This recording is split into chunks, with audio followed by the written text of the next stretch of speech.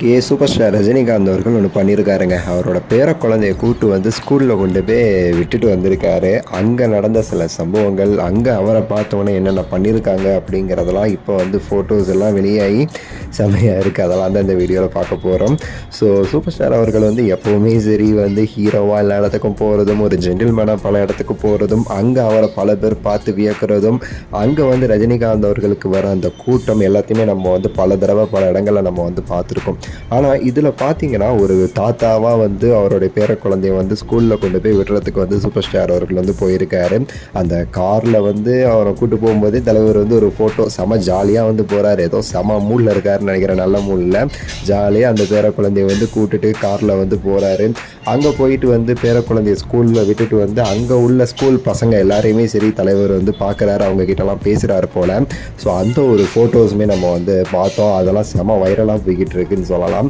So அந்த photos உள்ளக்க பார்த்தீங்கன்னா அதில் வந்து ஒரு குழந்தை வந்து ஒரு ஓரத்தில் இருக்குது. அது தலைவரை பார்த்தோன்னே வாயை அடைச்சி போய் வாய் மேலே கை வச்சுட்டு ஒரு ரியாக்ஷன் கொடுக்கும் பாருங்கள், தலைவரா அப்படின்னு சொல்லிட்டு, சூப்பர் ஸ்டாரா அப்படின்னு சொல்லிட்டு.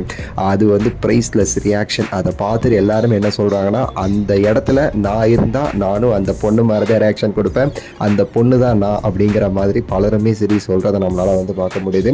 யாருக்கு தாங்க அந்த ரியாக்ஷன் வந்து இருக்காது? திடீர்னு வந்து ரஜினி சார் அப்படி வந்து ஒரு பேர குழந்தைய வந்து கொண்டு வந்து ஸ்கூலில் வர்ற மாதிரி ஒரு தாத்தாவா வித்தவுட் அப்படியே வந்து ஆஃபில் வந்து போனார்னு வச்சுக்கோங்களேன்.